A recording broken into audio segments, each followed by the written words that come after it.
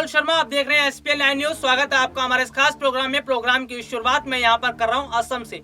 जी हाँ, असम में विधानसभा चुनाव की अगर मैं बात करूं तो असम में पहले चरण के विधानसभा चुनाव हो गए और पहले चरण का मतदान हो गया। पहले चरण का जो मतदान हुआ वो अपने आप में बहुत ज्यादा अहम है। दरअसल आपको बता दूं कि असम विधानसभा चुनाव की अगर हम बात करें तो वहां पर पहले चरण में जिस तरह से मतदान हुआ उससे ये देखने को मिला कि वाकई में असम की जनता वहां पर बदलाव चाहती है। और सबसे बड़ी बात आपको बता दूं कि क्या प्रियंका गांधी की रणनीति कामयाब होगी। प्रियंका गांधी ने असम विधानसभा चुनाव से पहले जिस तरह से वहां पर अगर देखा जाए तो वहां के जमीनी स्तर पर लोगों से मुलाकात की, वहां पर लोगों से मुलाकात करने के बाद की अगर बात करूं वहां पर बाकायदा वोटर्स को अपने साथ जोड़ा।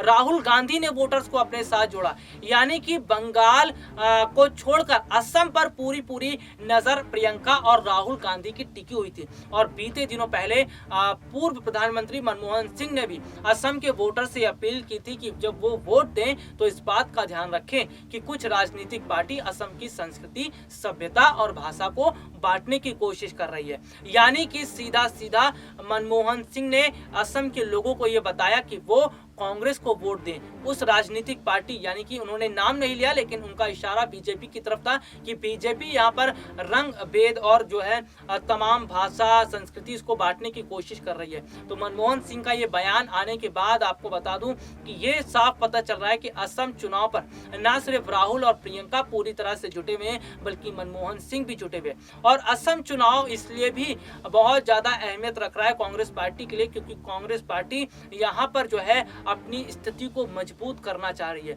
अगर बात की जाए तो बंगाल में कांग्रेस पार्टी ने कोई ज्यादा जोर नहीं दिया। वहां पर ना प्रियंका गांधी ने कोई बड़ी रैली की, ना राहुल गांधी ने कोई बड़ी रैली की, कांग्रेस के किसी बड़े नेता ने रैली नहीं की। तो ऐसे में बंगाल के अलावा सबसे बड़ा जो दूसरा राज्य आ रहा है वो है असम। असम पर पूरी निगाहें प्रियंका और राहुल की टिकी है। लेकिन जिस तरह से कांग्रेस जो है वो वोटर्स को अपनी तरफ डाइवर्ट करने की कोशिश कर रही है, जिस तरह से वोटर्स को अपनी तरफ खींचने की कोशिश कर रही है, इसका साफ मतलब यह है कि अब असम की जनता जो है वो कहीं ना कहीं कांग्रेस के साथ जाती हुई नजर भी आ रही है। आपको बता दूं कि जब कुछ समय पहले प्रियंका गांधी ने असम में ताबड़तोड़ तरीके से रैलियां की थी, ताबड़तोड़ तरीके से उन्होंने वहां पर जनसभा की थी, वहां के जमीनी स्तर पर उतरकर लोगों से मुलाकात की थी। तो ये सारी चीजें बताती हैं कि किस तरह से प्रियंका गांधी ने असम चुनाव के लिए कितनी मेहनत की, राहुल गांधी ने कितनी मेहनत की और बीजेपी नेताओं ने भी लगातार मेहनत की। बीजेपी ने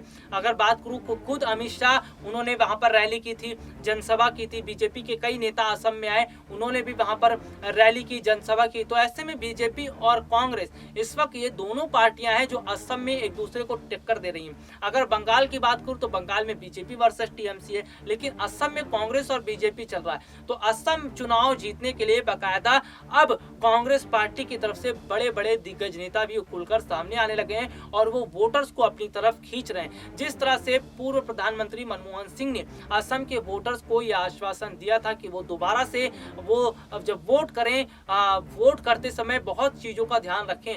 यानी कि साफ तौर पर अब असम के वोटर्स का ध्यान जो है कांग्रेस की तरफ किया जा रहा है। लेकिन आपको बता दूं कि चुनाव जो 5 राज्यों में ये जो हो रहे हैं, ये चुनाव जीतना बीजेपी के लिए इतना आसान नहीं है क्योंकि इस वक्त देश के बहुत सारे ऐसे मुद्दे हैं जो बीजेपी के लिए सिरदर्द बने हुए हैं और देश की जनता भी इन मुद्दों को समझ रही है। और देश की जनता भी ये समझ रही है कि किस तरह से मोदी सरकार ने अभी तक जनता को केवल लॉलीपॉप ही दिया है, इसके अलावा काम नहीं किया। और डर बीजेपी को भी लग रहा है क्योंकि बीजेपी भी ये बात जानती है कि ना तो रोजगार को लेकर काम किया गया, ना रोजगार को बढ़ावा देने को लेकर काम किया गया, बल्कि जो निजी हाथों में कंपनियों को सौंपा जा रहा है, इससे और लोगों की परेशानियां बढ़ेंगी। इसके अलावा बहुत सारे सरकार ऐसे काम कर रही है जो जनता के खिलाफ है और जिससे जनता को ही तकलीफें होंगी। महंगाई बढ़ेगी तो जाहिर सी बात है लोगों का, आम लोगों का रहना मुश्किल हो जाएगा। आपने भी गौर किया होगा, बंगाल चुनाव हो या असम की बात करें, जहां पर बीजेपी नेताओं ने अभी तक रैली की है,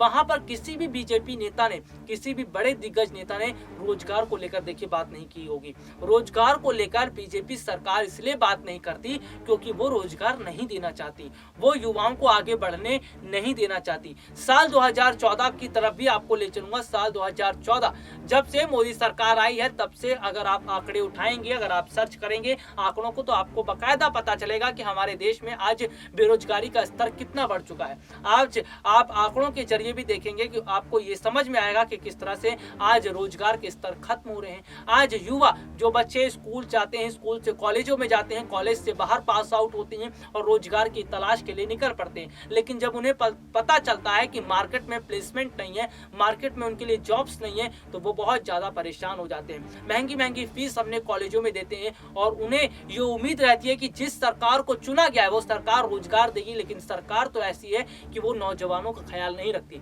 सरकार का तो मतलब एक ही है, आत्मनिर्भर भारत, यानी कि अगर आपको पकौड़ा भी बेचना पड़े तो आप बेचिए, क्योंकि वो आत्मनिर्भर भारत में आता है। तो क्या ऐसे ही भारत आत्मनिर्भर भरेगा? ऐसे ही देश के जो युवा हैं वो काम करेंगे? सरकार जिस तरह से ये बात कर रही है कि पकौड़ा बेचा जाए, चाय बेचा जाए, तो पकौड़े चाय बेचने से काम नहीं चलेगा। जो युवा बड़ी बड़ी डिग्रियां लेकर कॉलेजों से बाहर निकलते हैं, जिन्होंने अपनी पढ़ाई के पीछे इतना पैसा खर्चा किया है, क्या वो बच्चे, वो नौजवान चाय और पकौड़ा बेचेंगे? क्या चाय पकौड़ा बेचने के लिए उन्होंने इतनी महंगी पढ़ाइयां की हैं? तो ये बहुत सारे सवाल हैं जो नौजवान आज पूछ रहे हैं, देश का युवा पूछ रहा है। महंगाई जिस तरह से बढ़ रही है, आम जनता परेशान है। तो कुल मिलाकर अगर मैं बात करूं तो फिलहाल बीजेपी के सामने भी बहुत सारे मुद्दे हैं और बीजेपी को भी डर लग रहा है कि कहीं चुनावों में उनकी हार ना हो जाए। लेकिन तय करना है जनता को, जनता को देखना है कि किसकी सरकार बनानी है और किसके साथ जाना है। क्या जनता अपने लिए विकास चाहती है? क्या युवा अपने लिए विकास चाहते हैं या नहीं चाहते?